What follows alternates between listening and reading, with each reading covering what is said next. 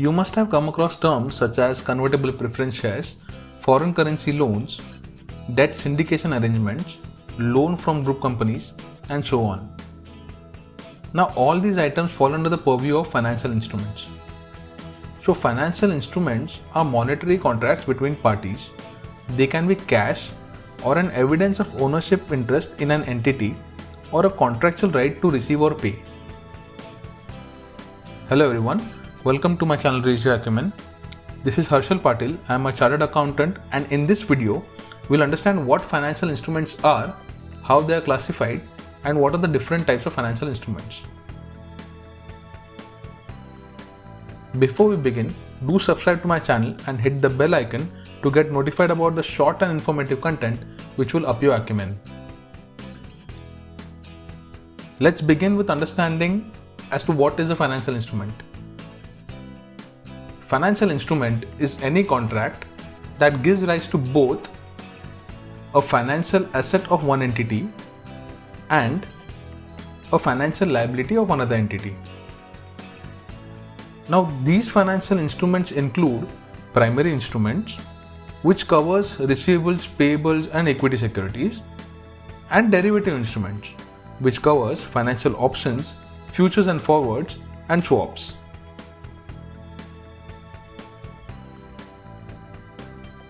Now, the term contract here means an arrangement between two or more parties that has clear economic consequences. Now, these financial instruments are classified into financial asset, financial liability, and equity instruments. Let us understand these in more detail. First up is financial asset.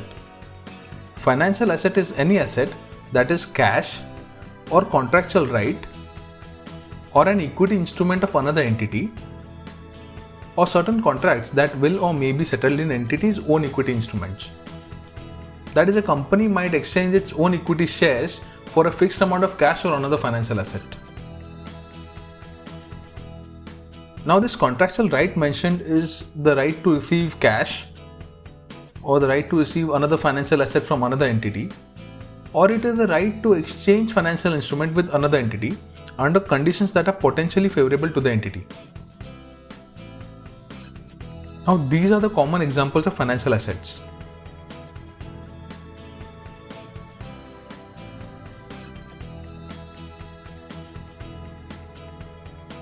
Moving on to financial liabilities. Financial liability is any liability that is a contractual obligation to deliver cash or another financial asset to another entity, or to exchange financial instruments with another entity under conditions that are potentially unfavorable, or certain contracts that will or may be settled in the entity's own equity instruments. Now, these are the common examples of financial liabilities.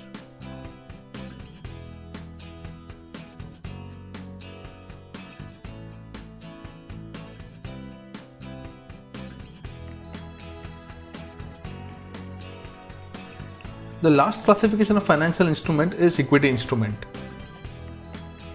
Now, equity instruments are any contract that evidences a residual interest in the assets of an entity after deducting all of its liabilities.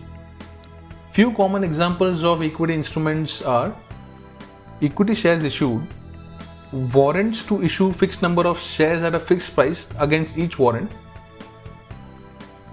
or other instruments which are convertible into fixed number of equity shares.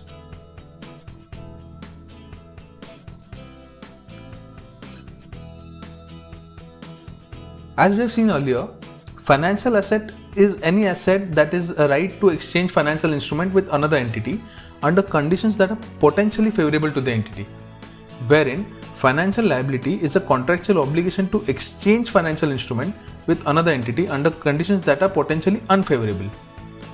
Usually, the classification of an item as financial asset or financial liability is understood from a point of view of the issuer. So, if the exchange of financial instrument happens under conditions which are favorable to the issuer, then it constitutes as its asset. Else, it is considered as a liability.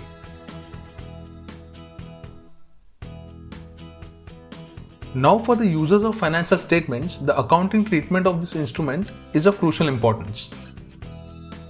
In order to take care of the presentation, recognition, derecognition, measurement and disclosure of these financial instruments, there are standards prescribed by accounting bodies around the world. In India, Ind AS 32, Ind AS 109 and Ind AS 107 are prescribed. And internationally, IAS 32, IFRS 9 and IFRS 7 are prescribed to provide guidance for accounting aspects in case of financial instruments.